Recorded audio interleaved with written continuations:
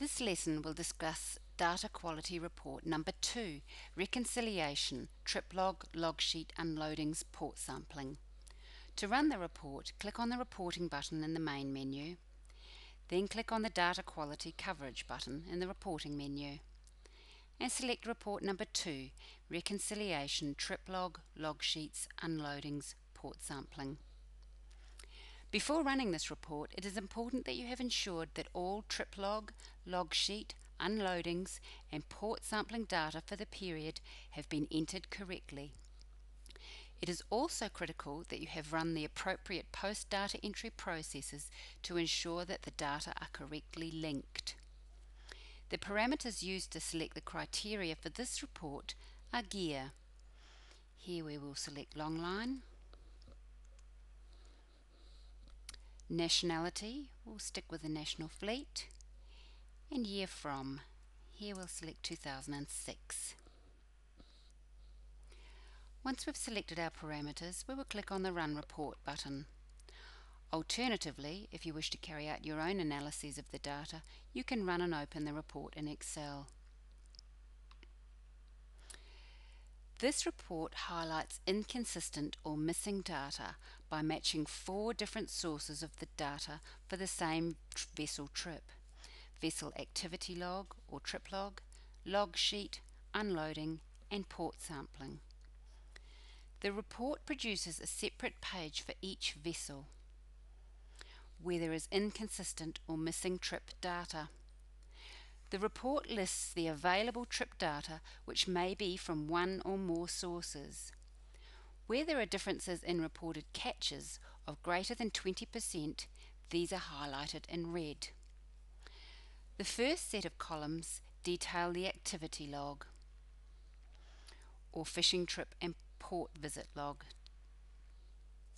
The fields listed here are the first date and last date of a period of activity, for example a fishing trip, or a period of inactivity, that is a period in port between fishing trips. The next set of columns cover the catch log sheet trip details. The fields listed here include the dates covering the trip length and the catch in number for the main target species taken by the longline gear, that is albacore, yellowfin and big eye tuna.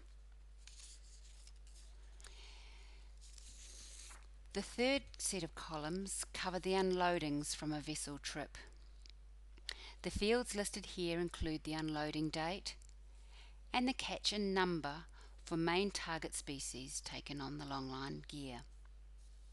The last set of columns cover the port sampling of the unloadings from a vessel trip. The fields listed here include the date of the sampling and the catch and number for the main target species taken by the longline gear, according to the port sampler's records. Note that it is possible the port sampler was unable to measure the entire target catch, and this may be represented by a P for partial sampling instead of an F for full sampling.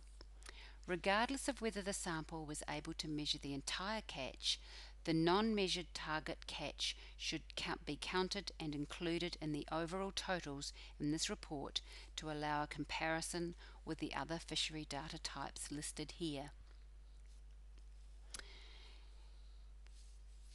For this example, for register for the vessel CFA05 in 2006, there were differences in the reported catches between the log sheet, unloadings and port sampling data. And note here that the P indicates only a portion of the catch was measured. If we now look at the Clearwater 6,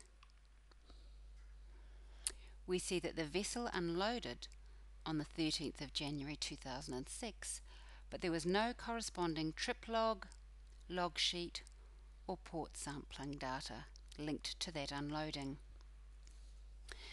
This report helps national tuna data coordinators or observer coordinators to quickly spot data collection problems, and they can then actively and rapidly respond to these problems. This report is most effective when a printed copy is taken to the fishing company and the gaps and discrepancies pointed out.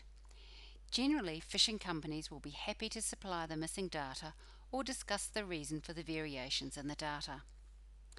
This report might also show up problems with the port sampling protocol, which the observer coordinator will need to sort out.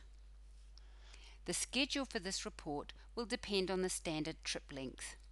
If vessels are generally carrying out 10 to 12 days trips, it may be helpful to run this report at the end of the month.